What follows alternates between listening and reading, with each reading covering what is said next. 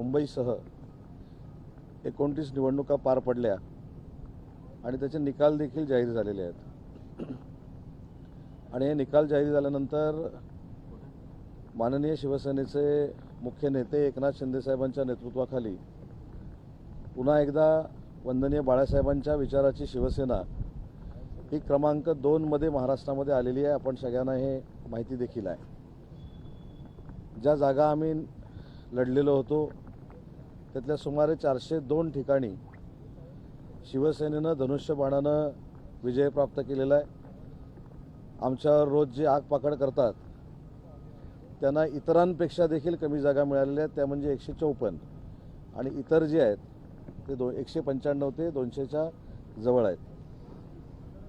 आज सकाळपासून किंवा कालपासून एक वेगळं चित्र माननीय शिंदे साहेबांच्या नेतृत्वाखाली काम करणाऱ्या शिवसेनेबद्दल निर्माण करण्याचं काम काही लोक करत आहेत की नगरसेवक हॉटेलला ठेवलेले आहेत, नगरसेवक नॉट रिचेबल आहेत, काही लोक रिचेबल आहेत। मी अगदी जबाबदारीनं सांगतो, आम्ही महायुतीनं लढलेलो आहोत। त्याच्यामुळे 2019ला जे पूर्वीच्या शिवसेनेनं केलं म्हणजे निवडून यायचं एकत्र आणि बसायचं काँग्रेसच्या मांडीवर जाऊन, असं काही शिवसेनेकडनं होणार नाही आणि ही शिकवण देखील वंदनीय बाळासाहेबांच्या विचाराची नाही। त्याच्यामुळे आत्ताच ताजमध्ये स्वतः माननीय एकनाथ शिंदे साहेब आमच्या मुंबईच्या सगळ्या नगरसेवकांना भेटायला आलेले आहेत, त्यांना मार्गदर्शन करतायत। पण नॉट रिचेबलचा जो विषय आहे तो अगदी जबाबदारीनं सांगतो की महापौर पदाची ज्यावेळी निवडणूक होईल त्यावेळी कोण कोण नॉट रिचेबल असतील हे आपल्याला ब्रेकिंगनं कळेल। त्याच्यामुळं नाहक पक्षाची बदनामी करायची, पक्षाला कुठेतरी कमी लेखायचं काम करायचं, शिंदेसाहेबांवर टीका करायची, हा काही लोकांचा उद्योग आहे। आणि महत्त्वाची गोष्ट आहे की उठाव झाल्यानंतर महानगरपालिकेची पहिली निवडणूक आमची आहे। जशी उठाव झाल्यानंतर विधानसभेची आमची पहिली निवडणूक होती, आमचा स्ट्राईक रेट 80 पैकी 60 आम्ही जिंकलेलो होतो। नगरपालिका नगरपंचायतीमध्ये आम्ही 72 ते 75 ठिकाणी अध्यक्ष 8 ठिकाणी निवडून आली। आणि मुंबई महानगरपालिकेमध्ये देखील उठावानंतर पहिल्यांदा आम्ही निवडणूक लढलो, आम्ही 29 ठिकाणी निवडून आलो आहे। 15 ते 16 ठिकाणी तुमच्याकडेच आकडेवारी आहे की कशा पद्धतीनं शिवसेना ही पराभूत झालेली आहे। परंतु 2019ला जे काही घडलं महाराष्ट्रामध्ये त्याचे पडसाद माननीय एकनाथ शिंदे साहेबांच्या नेतृत्वाखाली जो उठाव झाला त्याच्यामध्ये उमटले। त्याच्यामुळं काही लोकांनी स्वतःचं आत्मचिंतन आणि आत्मपरीक्षण करणं गरजेचं आहे। ज्यांनी स्वतःच्या स्वार्थासाठी काँग्रेसबरोबर जाण्यासाठी माननीय हिंदू हृदय सम्राट वंदनीय बाळासाहेबांच्या विचाराची गद्दारी केली। मी खरं तर ट्विट केलं आहे त्याचं, त्याच्यामुळं सत्ता पण मिळाली नाही, नेतृत्व पण कोणी स्वीकारलं नाही। अशा लोकांनी शिंदेसाहेबांना सल्ला देण्याची अजिबात आवश्यकता नाही। आणि म्हणून पुन्हा एकदा अतिशय जबाबदारीनं रिपीट करतो की महायुतीचा महापौर ज्यावेळी होईल तेव्हा अनेक लोक तुम्हाला नॉट रिचेबल दिसतील आणि ती कुठच्या पक्षाची असतील हे देखील तुम्हाला कळेल। संपर्कात आहेत तुमच्या नाही, त्यांच्यासारखं मला काही सांगायचं नाही, पण नक्कीच नॉट रिचेबल काही असतील भविष्यामध्ये। नाही, महायुतीचा महापौर होत असताना काही लोक नॉट रिचेबल असतील, हा माझा ठाम दावा नाही तर हा विश्वास आहे आणि याची प्रचिती तुम्हाला सगळ्यांना येईल। अजून किती दिवस शिवसेनेच्या नगरसेवकांचा मुक्काम या हॉटेलमध्ये असणार आहे आणि गेल्या 2 दिवसांमध्ये काय नेमकं त्यांना मार्गदर्शन केलं? हे सगळंच मार्गदर्शन काय केलं हे जाहीरपणानं सांगायचं नसतं। भविष्यामध्ये मुंबई महानगरपालिकेमध्ये जी विकासाची कामं करायची, जे मुंबईकरांनी महायुतीवर जबाबदारी टाकलेली आहे त्या जबाबदारीचं पालन करत जे मुंबईकरांच्या मनामध्ये विकास आहे, मनामध्ये विकासाची संकल्पना आहे ती आम्ही पूर्ण करणार आहोत एकनाथ शिंदे साहेबांच्या आणि देवेंद्र यांच्या नेतृत्वाखाली। मागणी करतात महापौर होते की आज मी देखील इथे येणार आहे आणि जेवण त्यासाठी येणार आहे, काय सांगाल? ते आले देखील नाही, पण एक वक्तव्य त्यांनी केलं। मी पण स्वागताला आलो होतो त्यांच्या, पण ते आले नाहीत। मी पण स्वागताला आलो होतो पण आले नाहीत ना। 2.5 वर्ष महापालिकेच्या शिवसैनिकांची मागणी आहे की बाळासाहेब ठाकरे यांच्या जन्मशताब्दी वर्ष तर महापौर मुंबईचा हा शिवसेनेचा असावा। नक्कीच प्रत्येक पक्षाला ज्यावेळी आपण सत्तेमध्ये येतो त्यावेळी प्रत्येक पक्षाला असं वाटत असतं की स्वतःचा महापौर झाला पाहिजे। आणि या महापौर पदाच्या वेळी तर एक वेगळी झालर मुंबईच्या संपूर्ण राजकारणाला आणि समाजकारणाला आहे. 23 तारखेपासून हिंदू हृदय सम्राट वंदनीय बाळासाहेबांची जन्मशताब्दी सुरू होते. शिवसेना म्हणून आम्ही देखील पुढचे 5 वर्ष जो अजेंडा मुंबईकरांना दिला होता साहेबांच्या या जन्मशताब्दीच्या निमित्तानं तो आम्ही पूर्ण करण्याचा प्रयत्न करणार आहोत. आणि जो निवडून येतो त्याला प्रत्येकाला वाटत असतं, त्या प्रत्येक पक्षाला वाटत असतं की ते प्रमुख पद जे आहे ते आम्हाला मिळावं. अशी देखील चर्चा आहे की ठाणे कल्याण डोंबिवली या बदल्यात मुंबईचं महापौर हे भाजपला देऊन तिकडचं जे महापौर पद आहे ती आपल्याला मिळावी यासाठी हे संपूर्ण हॉटेल पॉलिटिक्स सुरू आहे. हॉटेल पॉलिटिक्स काय, अनेक वेळा अनेक लोक हॉटेलमध्ये राहिलेली आहेत, अनेक नगरसेवक राहिलेले आहेत, अनेक आमदार राहिलेले आहेत. आता म्हणून मी सांगितलं की हॉटेल पॉलिटिक्स हे कुठचा दबाव आणण्यासाठी असलेलं पॉलिटिक्स नाही, तर साहेबांना देखील त्या सगळ्या नगरसेवकांना भेटायचं होतं आणि साहेब या ठिकाणी त्यांना भेटायला आलेले. सर, मग या सगळ्या गोष्टींमुळे ही पहिली प्रमुख मागणी असणार आहे का तुमची भाजपकडे? कारण का ज्या पद्धतीनं महायुतीचं पहिली 2.5 वर्ष, कारण का बाळासाहेब ठाकरे यांचं जन्मशताब्दी हे आम्ही सगळं टी व्हीवरनंच बघतोय.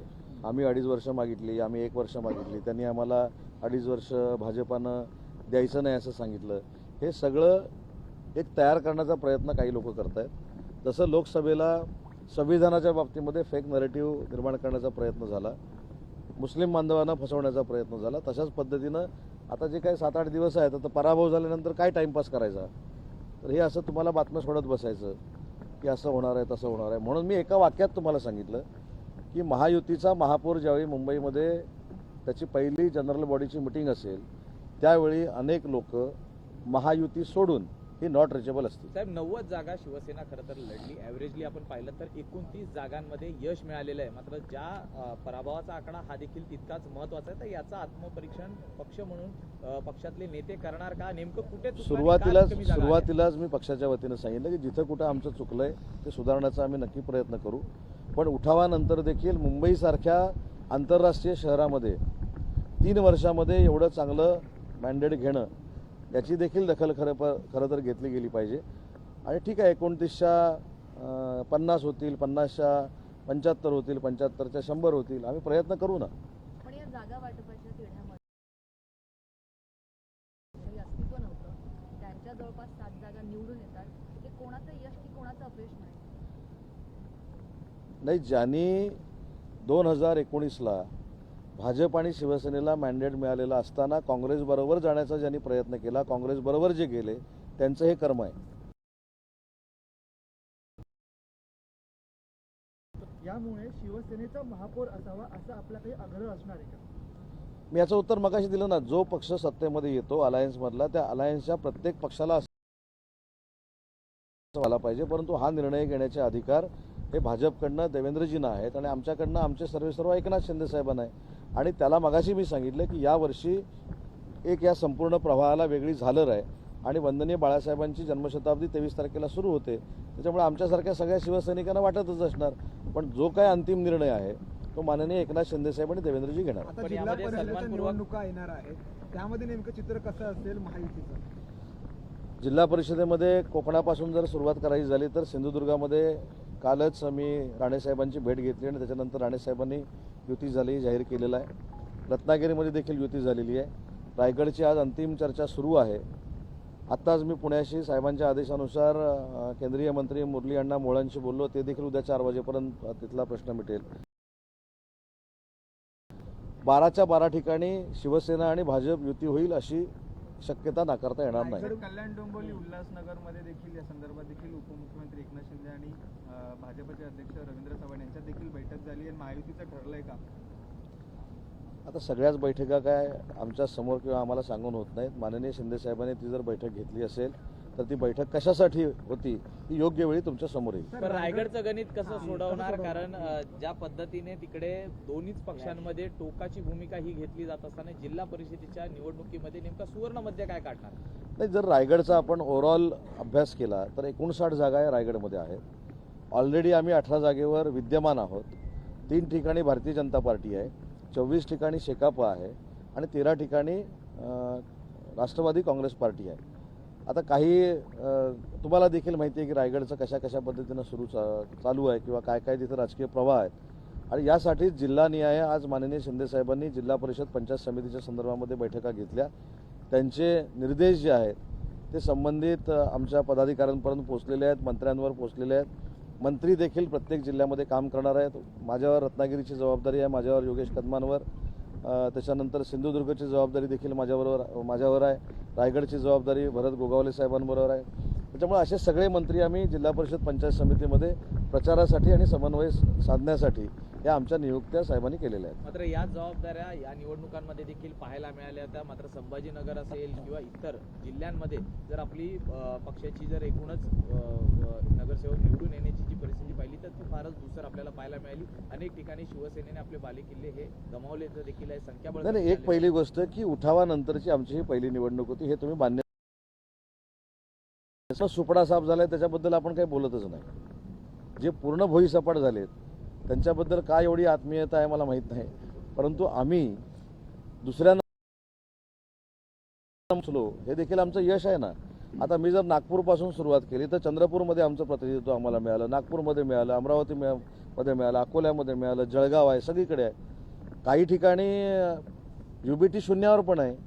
त्याच्यामुळं मला असं वाटतं की आम्ही 400 महानगरपालिकेचे नगरसेवक साहेबांच्या नेतृत्वाखाली निवडून आणू शकलो, हे देखील फार मोठं यश आहे. आणि जिथं आम्ही कमी पडलो छत्रपती संभाजीनगरमध्ये किंवा अन्य ठिकाणी त्याचा आपण अभ्यास करू आणि पुढच्या वेळी तुम्हाला अपेक्षित असलेला आकडा आम्ही पार करू.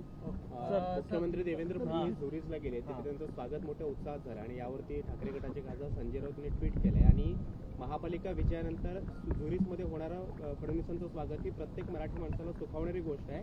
दिल्लीतल्या सर्वोच्च पदासाठी त्यांचा प्रवास सुरू झाल्याचं त्यांनी कौतुक केलेलं आहे आणि असं इशारा सुरू केला नाही, हे कौतुक होतं, हा नेहमीप्रमाणे टोमणा होता. ही देवेंद्रजींबद्दलची चांगली भावना होती की वाईट भावना होती, हे तुम्हीच जर शोधून काढून मला उद्या सांगितलं तर बरं होईल. आणि तुम्हाला ते कशा अर्थानं बोलले ते देखील माहिती आहे. सर, हिंदी में जानना चाहेंगे, जो लगातार अब चर्चाएं चल रही हैं कि कॉर्पोरेटर्स को फोड़ा जा रहा है या जेल में रखा जा रहा है, ऐसा विपक्ष जो आरोप लगा रहा है उनको क्या जवाब देते हैं?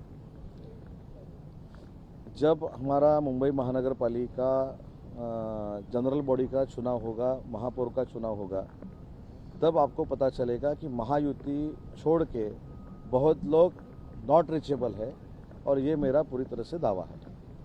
सर 2022 के बाद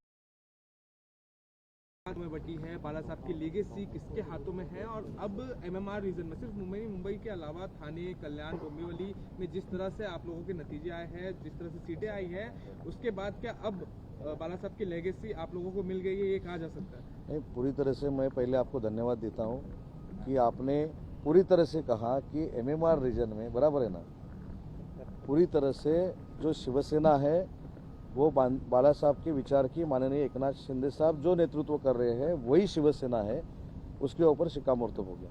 इसलिए आपको मैं धन्यवाद देता हूँ. संजय राउत यहाँ पर आने वाले थे लेकिन आए नहीं. अभी तो मैं डावस जाने वाला हूँ, लेकिन उनके स्वागत के लिए मैं आया था यहाँ. चलो, धन्यवाद. लेकिन सर